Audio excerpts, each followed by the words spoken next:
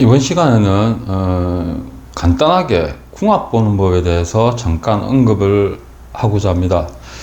보통 좌평명리라고 하면은 우리가 일반적으로 배우고 있는 명리죠. 그 좌평명리 쪽에서는 뭐 상대방의 이게 여자분이고 이게 남자분인데 서로의 뭐 운을 비교해서 언급하기도 하고, 또는 이 여자분에게 필요한 오행이 남자분에게 있는지, 또는 남자분에게 필요한 오행이 여자분에게 있는지, 뭐 이러한 것을 살펴서 언급을 하기도 합니다. 그죠? 예. 근데 혈지론에서는 이러한 방법을 사용하지는 않습니다.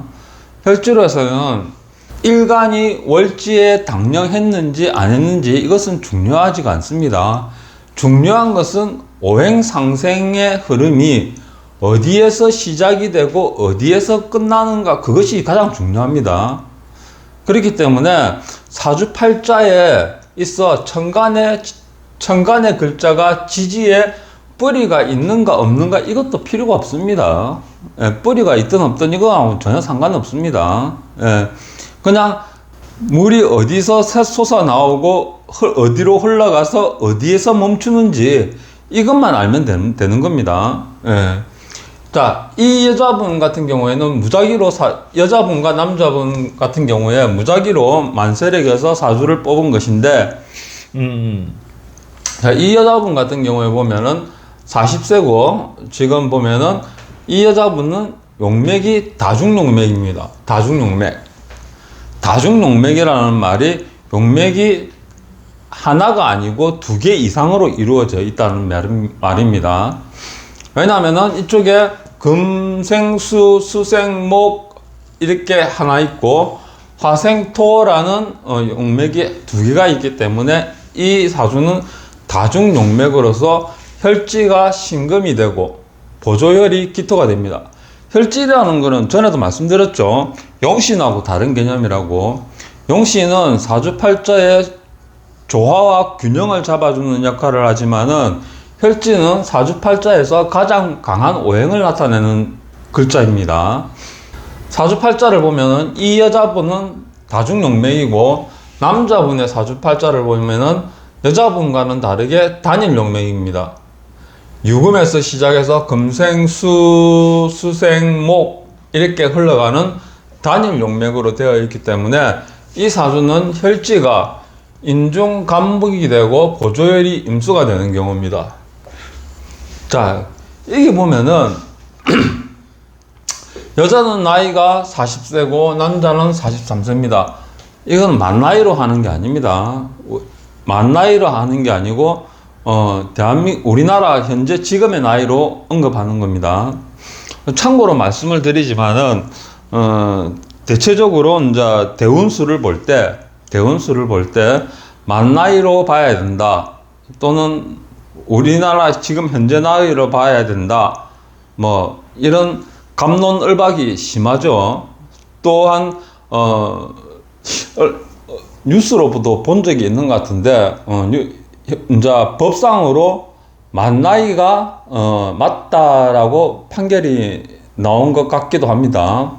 근데 사주팔자를 볼 때 만나이를 보든 현재 나이를 보든 그분들은 그분들 나름대로의 연구하고 공부한 임상의 결과에 따라서 만나이를 보는 것이고 현재 나이를 보는 것이지, 꼭 만나이는 틀리고 현재 나이는 맞다, 아니면은 현재 나이는 틀리고 만나이는 맞다 이렇게 언급할 수 있는 것이 아닙니다. 자신이 어떻게 공부를 했느냐에 따라서 만나이가 맞을 수도 있고 현재 나이가 맞을 수도 있는 겁니다.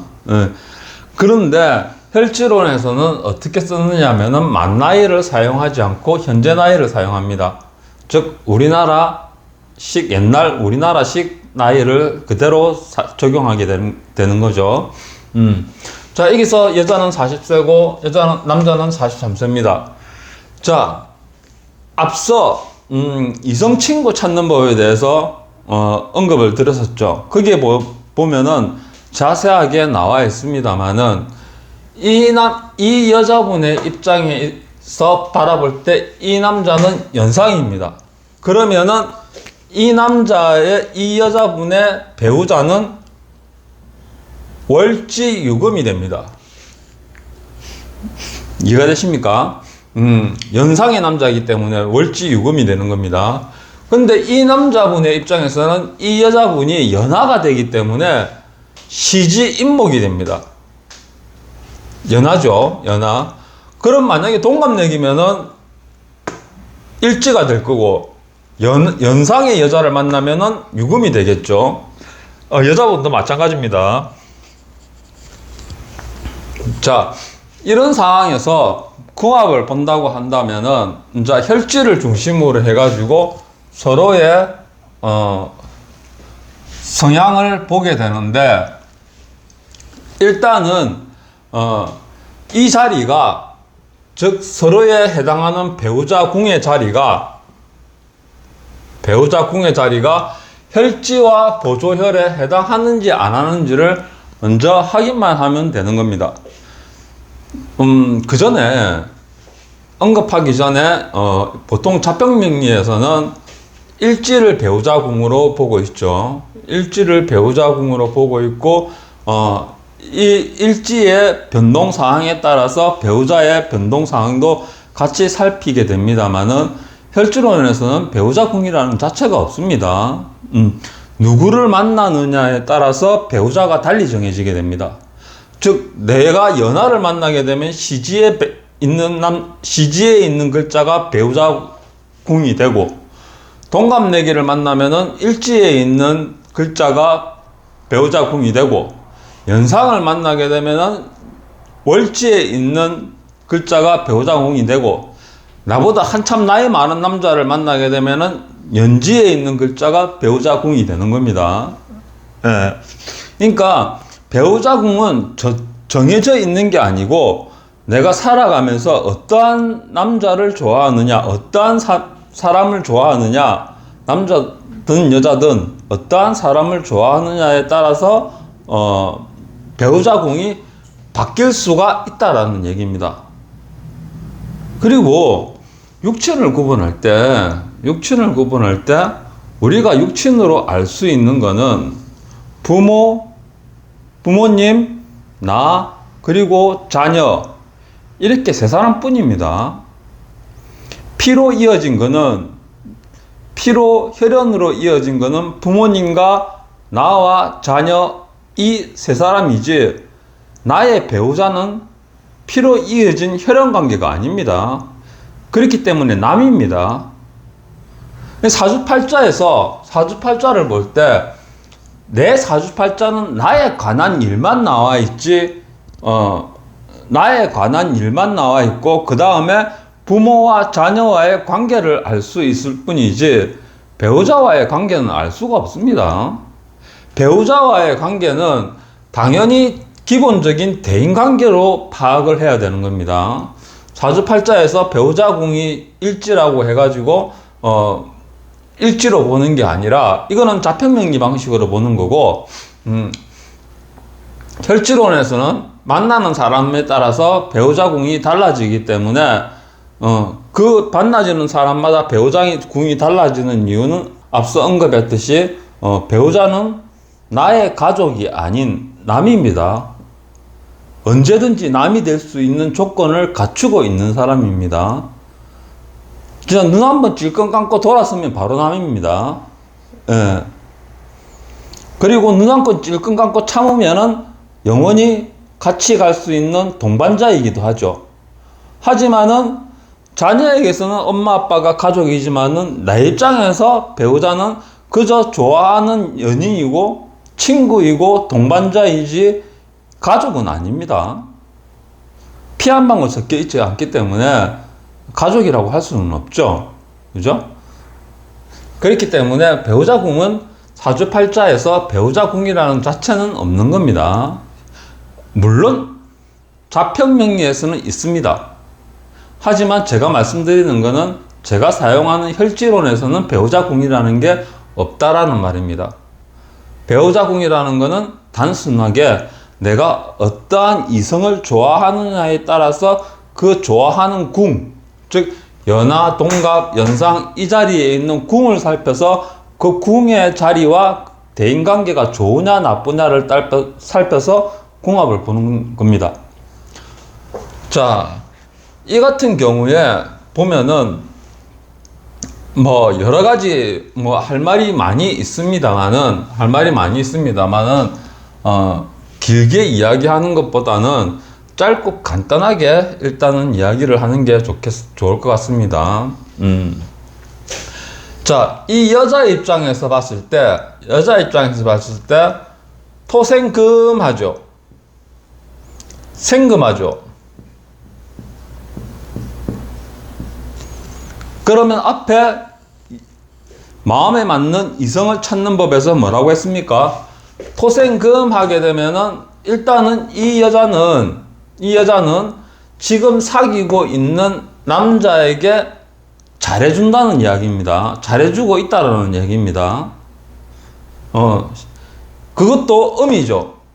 이게 양이 아니고 음이죠.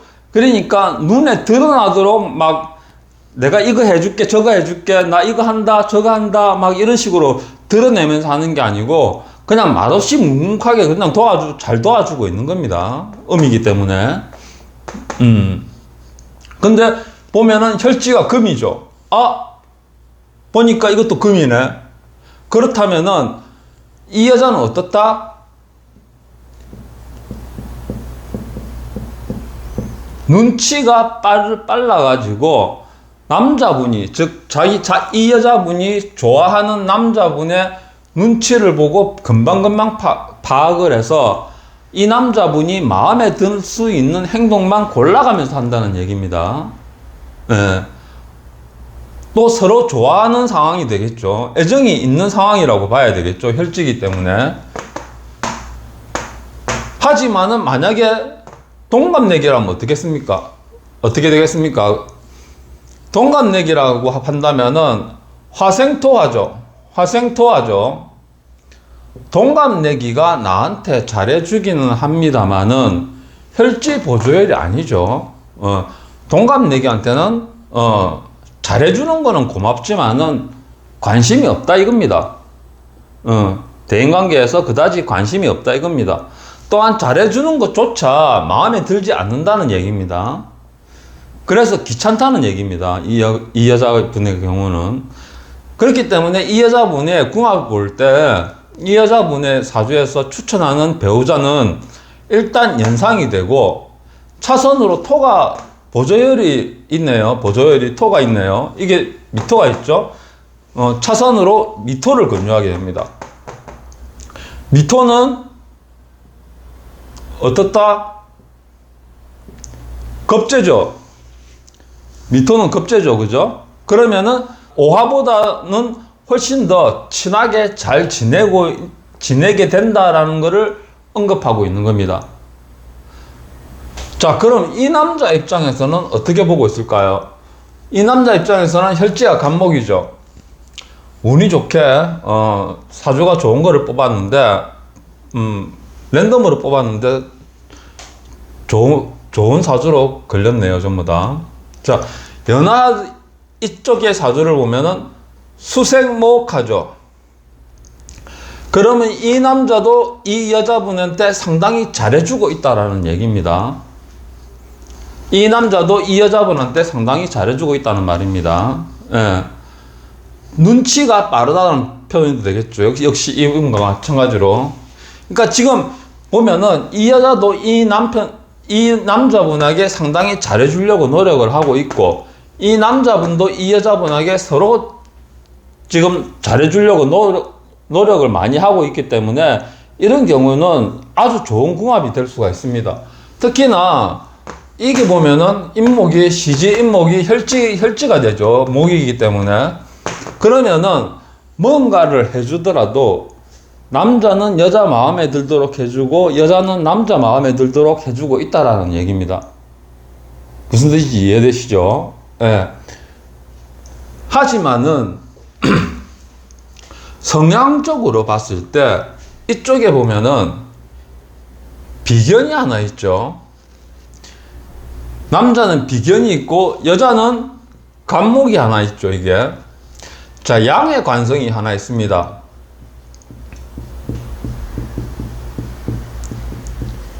자, 여자 사주에 양의 관성이 있다라는 것은 정신적으로 상당히 스트레스를 많이 받는 성향이다라고 볼 수가 있고, 이 남자 같은 경우에는 비견이 하나 있기 때문에 멘탈이 강할 뿐만 아니라 매우 꼼꼼한 사람입니다. 쉽게 말하면은 이 두 사람이 결혼을 했을 때 이 여자가 집안 청소를 해 놓으면은 마음에 안 든다고 해가지고 이런저런 잔소리를 하는 게 아니라 이 남자가 알아서 다시 깔끔하게 치운다는 얘기입니다. 만약에 비견이 없다고 했을 경우, 비견이 없고 이 인목이 기구한신이라고 했을 경우에는 어떻게 되느냐? 잘해주긴 잘해주는데 이 여자분한테 잘해주긴 잘해주는데 상당히 잔소리가 많다라고 할 수 있겠죠. 예. 이건 어떻고 저건 어떻고 이러면서 잔소리, 말은 막 청산유수처럼 말은 많은데 정작 이 사람이 행동에 옮기는 거는 아무것도 없죠. 이 사람이 이 여자분을 위해서, 자신의 아내를 위해서 움직이는 거는 아무것도 없는 겁니다. 이런 경우에 대운도 물론 살피는 일도 있지만은 대운이 좋으냐 나쁘냐는 궁합하고는 전혀 상관이 없습니다. 그렇기 때문에 대운이 좋게 흐르든 나쁘게 흐르든 이거하고는 아무런 연관이 없는 겁니다. 궁합을 볼 때. 물론 둘 다 좋게 흐르면 좋겠죠. 둘 다 좋게 흐르면 좋겠죠. 하지만은 그렇지 않은 경우가 대부분입니다. 그렇지 않은 경우가 대부분이기 때문에 이런 점은 참고를 하셔야 됩니다. 가장 좋은 운이 있다고 한다면은 남자 운이 좋고 그 다음에 남자 운이 좋고 남자 운이 떨어질 때쯤 되었을 때 여자 운이 상승하는 사주, 또는 여자 운이 하강할 때 남자 운이 상승하는 사주, 이런 사주가 가장 나이스하면서도 베스트한 궁합이라고 볼 수 있겠죠. 예. 왜냐하면 내가 힘들 때 여자 힘으로, 아내 힘으로 일어설 수가 있고, 아내가 힘들 때 나의 운으로 일어설 수가 있으니까, 그죠? 근데 둘 다 운이 좋다거나 둘 다 운이 나쁘다거나 이런 경우에는 서로 힘들죠. 서로 힘들죠. 하지만 앞서 언급했던 것처럼 운은 그다지 크게 의미는 없습니다. 예. 좋으면 좋은 대로, 나쁘면 나쁜 대로 서로 함께 의지하면서 살아가고자 하는 게 부부지, 앞서 말씀드린 대로, 언급한 대로, 나 좋을 때 딴짓하고, 너 좋을 때 딴짓하고, 이렇게 하라고 궁합을 보는 건 아니죠. 특히 이 부분에 있어서 여자분은 남자분에게 상당히 잘하고, 남자분 또한 여자분에게 상당히 잘하니, 이 사주는 더 이상 궁합으로서 더 이상 할 말이 없는 궁합이라고 할 수 있는 겁니다. 단지 문제가 있다고 한다면은 이 여자분은 양의 관성으로 인해서 일간인 무토가 극을 받고 있기 때문에 정신적인 멘탈이 상당히 약하기 때문에 작은 일에도 쉽게 상처를 받는 반면에 이 남자분 같은 경우에는 여자분과는 달리 멘탈이 강하고 추진력이 강하기 때문에 이 남자가 주도적으로 이끌어 나가는 겁니다. 그러면은 경제적 살림을 한다고 했을 때 가정의 경제적인 부분을 관리를 한다고 했을 때 누가 관리를 하는 게 좋겠습니까? 보통 여자분들이 관리를 하는 게 좋다라고 생각하시는 분들도 있겠습니다만, 많이 있겠습니다만은, 이런 경우에는 이 여자분의 경우에는 멘탈이 약하고 정신력이 약하기 때문에 경제력을 관리하기가 조금 힘듭니다. 더군다나 이 남자분 같은 경우에는 비견이라는 것이 있기 때문에 멘탈도 강할 뿐만 아니라 숫자 노름에, 특히 계산하는 부분이라든가 이런 숫자 노름에 상당히 강하기 때문에 이 남자분이 경제 관리를, 가정 경제 관리를 하는 것이 오히려 더욱더 이롭다고 볼 수 있는 겁니다. 자, 자녀의 사주를 보면은 엄마가 자녀를 바라보는 시각과 아빠가 자녀를 바라보는 시각이 서로 다르다고 볼 수 있습니다.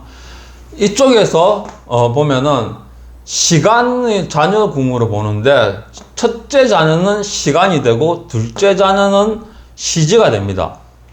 물론 셋째, 넷째, 다섯째, 여섯째, 일곱째, 여덟째까지 볼 수 있습니다. 예. 그 방법에 대해서는 아직까지 언급을 하지 않았으니 일단 둘째까지만 보는 방법으로 이야기를 하죠. 자, 이 부분도 첫째가 시간이 첫째 자녀고 시지가 둘째 자녀가 됩니다. 자, 간목 입장에서 첫째 기토를 보았기 때문에 비견을 봤다고 할 수 있겠죠. 겁재를 봤다고 할 수 있겠죠. 하지만은 이 간목이 갑기합을 함으로 인해서 이 기토가 어떤 행세를 하느냐면은 기토가 기토 행세를 하지를 않고 간목 행세를 하게 됩니다. 일단 좌편명리에서는 이게 합에 따라서 변하느냐 안 변하느냐 이거를 논하지만은 혈주론에서는 합에 따라서 변하느냐 안 변하느냐 이거는 논하지는 않습니다. 합과 충에 따라서 내가 가면을 쓰느냐 아니면 속을 숨기느냐 이것으로 판단하고 있습니다. 그렇기 때문에 합의를 하기 때문에 첫째 자녀는 기토지만은 간목으로 가장하고 행동하는 겁니다. 근데 첫째 자녀가 간목으로 가장하고 행동하느냐 하면은 그렇진 않습니다. 엄마 입장에서 봤을 때 첫째가 기토인데도 불구하고 간목으로 행동하고 있는 것처럼 보인다는 얘기입니다. 그러면 이 간목이 목극토하죠. 그죠? 그러면은 엄마는 첫째 자녀한테 끌려다니게 되는 겁니다.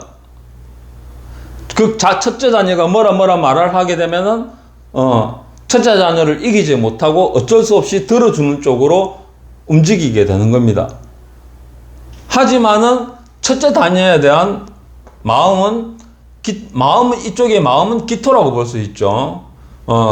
같은 친구 같은 느낌으로 그냥 생각하고 있지만은 그렇다고 하더라도 첫째 자녀가 말을 하게 됐을 때 엄마는 첫째 자녀가 하는 말을 감히 거역하지를 못하고 거부하지를 못하고 가급적이면은 들어줄 수 있는 쪽으로 노력을 하면서 움직인다는 얘기입니다. 조금 스트레스를 많이 받는 편이라고 볼 수 있겠죠. 첫째 자녀로 인해 가지고. 그러면 둘째 자녀는 어떨까요? 둘째 자녀 또한 첫째 자녀하고는 상반된 경우입니다. 첫째 자녀는 기토인데 목으로 행세를 하고 있기 때문에 직접적인 타격을 받는 경우지만은 둘째 자녀는 겉은 토인데 속은 목이 되어 있는 겁니다. 미토는 미중에 중기가 을목이죠. 그죠? 그러면은 둘째 자녀하고는 상당히 첫째 자녀에 비해서 둘째 자녀하고는 상당히 친하게 잘 지내고 있다라고 볼 수는 있습니다만은 말을 해놓고도 항상 둘째의 눈치를 보고 다니게 되는 겁니다. 왜냐하면 속마음은 나를 극하고 있기 때문에 자녀가 나를 극하고 있기 때문에 뭔가 말을 하고서도 둘째의 행동이나 표정이 어떻는가를 늘 살피게 되는 거죠. 엄마 입장에서는 조금 피곤하다고 봐야 되겠죠. 첫째 자녀로 인해 가지고 스트레스를 받고 둘째 자녀로 인해서 스트레스를 받기 때문에 이런 경우에는 대부분 자녀를 한 명만 놓기를 권유를 하는 편입니다. 물론 아내 입장에서 자녀를 한 명만 놓기를 권유를 하는 편이고 남편 입장에서는 또 다를 수가 있겠죠. 그죠? 그러면 남편 입장에서 자녀를 한번 볼까요? 남편 입장에서 자녀를 보면은 시간이 첫째 자녀, 시지가 둘째 자녀가 됩니다. 자, 이 같은 경우에도 정임합이 하나 들어있네요. 그러면은 이 임수는 정화라는 페르소나를 쓰게 됩니다. 자, 수극화하게 되죠. 극을 하게 되죠. 그러면은 남편은 첫째 자녀한테 잔소리가 엄청나게 많은 겁니다. 이거 해라 저거 해라 이래 하지 마라 저래 하지 마라 하는 행동마다 잔소리를 하고 참견을 하고 언급을 하는 거죠. 하지만은 어떻습니까? 속마음은 친구같이 생각하고 되어 있다는 얘기죠. 악의는 없습니다. 이래 되면은 자녀에 대한 애정이 없는 건 아닙니다. 단지 자녀 입장에서는 애정이 없게 들리겠죠. 남편 입장에서는 애정이 없어서 그런 게 아니고 그냥 하는 말이지만은 자녀 입장에서는 서럽고 힘들고 그런 마음이 들 수도 있겠죠. 그럼 둘째 같은 경우는 어떨까요? 둘째 같은 경우에는 지금 보면은 수생목하고 있죠. 아주 잘해주고 있죠. 그죠? 첫째 자녀한테는 잔소리가 많은 반면에 둘째 자녀 같은 경우에는 밥상을 앞에 차려주고 떠먹여주고 있는 상황인 겁니다. 그러면은 이렇게 되었을 때 자녀를 몇 명까지 가지는 게 좋으냐 하면은 아내분한테 있어서 입장에서 본다고 한다면은 자녀를 한 명 가지는 게 좋겠지만은 남편분 입장에서 본다고 한다면은 둘째까지 가지는 것이 좋은 거죠. 그죠? 그러면은 물어봐야 됩니다. 아내분 입장에서는 한 명이 좋고 남편분 입장에서는 둘째가 좋은데 둘째 자녀하고 사이가 좋은데 자녀 계획을 하신다고 한다면은 몇 명까지 낳을 생각입니까? 라고 물어봐야 됩니다. 물론 셋째, 넷째까지 볼 수 있는 방법이 있습니다만은 그 부분은 여러분들이 보기에 복잡하기 때문에 생략을 하고 일단 둘째까지만 낳는다는 입장 하에서 언급을 드린다고 한다면은 이 경우는 둘째까지 낳는 거를 언급합니다. 둘째까지. 왜냐면은 남편 입장에서 믿고 살아갈 것은 둘째 자녀니까요.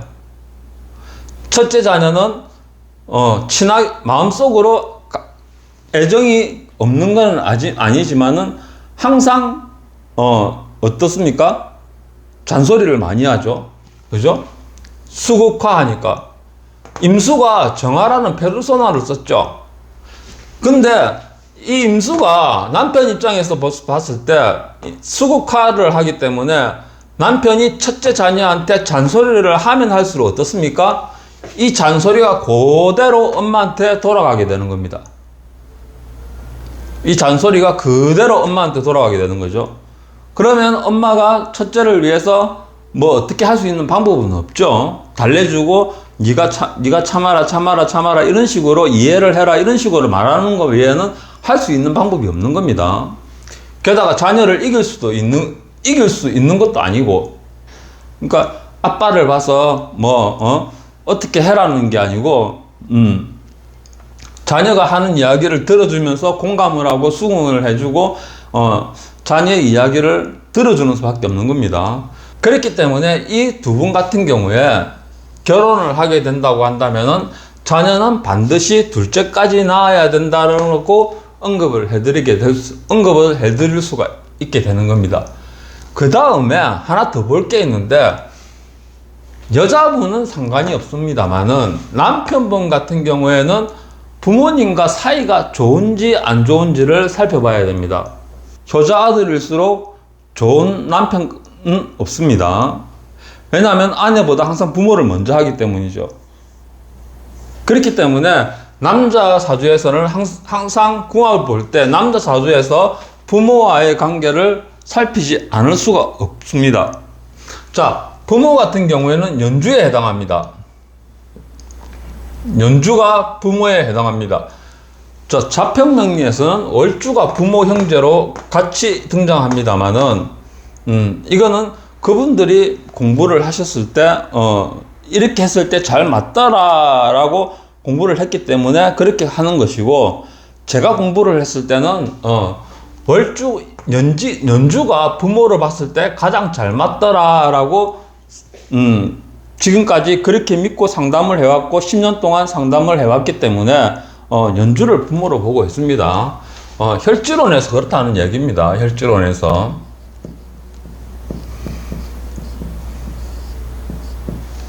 자, 혈지론에서 보면은 이 자리는 아버지입니다.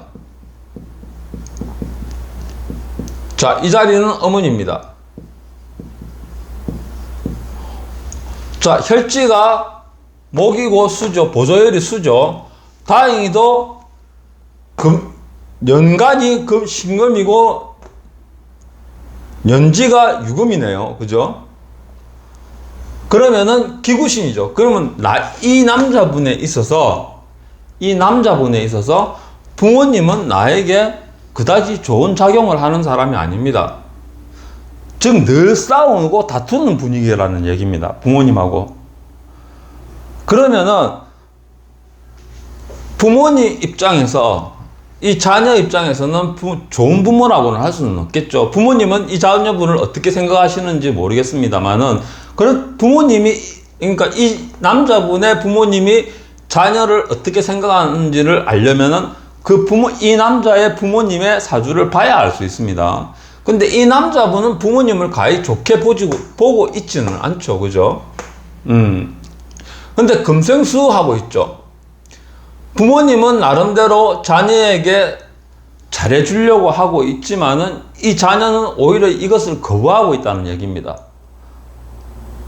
이렇게 된 경우에는 오히려 아내에게 호재로 작용하게 됩니다. 왜냐하면은 아내분과 시부모 사이에 갈등이 생겼을 때 남편이 부모님 편을 드는 게 아니고 아내분 편을 들어주기 때문이죠. 만약에 이 남자분 사주가 부모님과 사이가 좋은 사주라고 한다면은 아내가 부모님하고 갈등이 생겼을 때 아내 편을 들어주지 않습니다. 부모님 편을 들어줍니다. 무슨 말이냐면 싸우게 되면은 연세가 있으신 분이고 살 날도 얼마 남지 않았는데 네가 참아라. 대신 뭐 오빠가 잘해줄게. 이런 식으로 설득을 하면서 부모님 편을 들어주는 편이라고 봐야 되죠. 즉 고부 갈등이 생겼을 때 아내 입장에서는 남편이 방패막이가 전혀 되어줄 수가 없다는 얘기입니다. 하지만은 이 남자분 같은 경우에는 부모님과 사이가 전혀 좋지 않기 때문에 오히려 사이가 좋은 사람은 누굽니까? 내 아내죠. 시지의 연하에 있는 내 아내죠. 그죠? 내 아내죠. 부모님보다 아내가 사이가 더 좋죠. 그러면 부모님이 내 아내한테 한마디 하게 되면은 어떻게 합니까? 그런 식으로 말하지 마세요. 내 아내를 두둔하고 나서고 방패막이가 되어주고 있다는 얘기입니다. 이해되시나요? 아무튼 혈전론에서는 이렇게 궁합을 보고 있다는 얘기입니다. 그리고 궁합을 볼 때 가장 중요한 것은 뭐냐면은 지금은 이렇게 서로 좋은 관계로 우연히 뽑아가지고 잘 나오게 되었지만은 마음에 맞지 않는 궁합도 있지 않을까요? 그죠? 마음에 맞지 않는 궁합. 예를 들면은 이 여자분 입장에서 동갑내기를 선택했다든가, 자 그러면은 이 여자분이 동갑내기를 선택했다 이렇게 했을 경우에는 화생토 하는데 남자분이 잘해주는 거는 알겠는데 일단 해주는 게 마음에 들지는 않죠. 그래도 어찌어찌 하다 보니까 사귀다 보니까 정이 들어가지고 결혼까지 가게 됐습니다. 그런 경우에는 결혼을 하지 마세요 이게 아닙니다. 서로 좋아해가지고 지금 결혼을 앞두고 있는 사람한테 그런 이야기 하는 거 아닙니다. 그러면 어떻게 이야기해야 되느냐? 어디서 다툼이 일어나는 것인가에 대해서 이유를 알려주는 것이죠. 그러면 이게 말한다고 고쳐지는 게 아닙니다. 말한다고 고쳐지지 않습니다. 그렇기 때문에 당사자가 이해를 하지 않으면은 그냥 넘어갈 수가 없기 때문에 동갑내기와 결혼을 한다고 한다면은 이 여자분은 동갑내기가 해주는 부분에 있어서 될 수 있으면은 잔소리를 적게 하고 고맙다라는 말을 가끔 한 번씩 내뱉어 주면서 친근감을 보여줘야 되는 겁니다. 그렇지 않으면은 시간이 흐르면 흐를수록 사이가 점점 틀어지면서 이혼을 꿈꾸게 되겠죠. 그렇게 이혼을 꿈꾸지 않도록 만들기 위해서 남자분이 이렇게 해줄 거니까 대신에 네가 이런 부분에 있어서 마음에 안 들 거다. 그러면은 당신이 이런 부분을 이해하고 넘어가지 않으면 안 된다라고 언급을 해줘야 되는 겁니다. 그러면은 이 여자분이 그 조언을 해주는 거에 대해서 참고를 하겠죠. 연애하면서 느꼈던 부분들도 있겠죠. 그런 말을 참고하게 되면은 결혼해서 같이 살면서 이러한 부분은 내가 참고를 하고 넘겨야지 라고 생각하고 싸울 것도 덜 싸우게 되고 부딪힐 것도 덜 부딪히게 되면서 무난하게 넘어갈 수가 있는 겁니다. 자, 이번 시간에는 궁합을 보는 법에 대해서 잠깐 이야기를 했는데 이것저것 뒤숭숭하게 이야기를 한 것 같은 느낌이 들기도 하는데 어쨌든 간에 혈지론에서는 궁합을 이런 식으로 본다라는 것만 알고 계시면 됩니다. 앞으로도 자연스럽게 이제 영상을 만들어 나가면서 궁합뿐만 아니고 혈지 구하는 거라든가 보조혈 구하는 거라든가 아니면 용맥을 구하는 거라든가 이런 것까지 자세하게 언급을 해 드릴 겁니다. 다음 시간에 다른 영상으로 또 찾아뵙도록 하겠습니다. 사주상담가였습니다.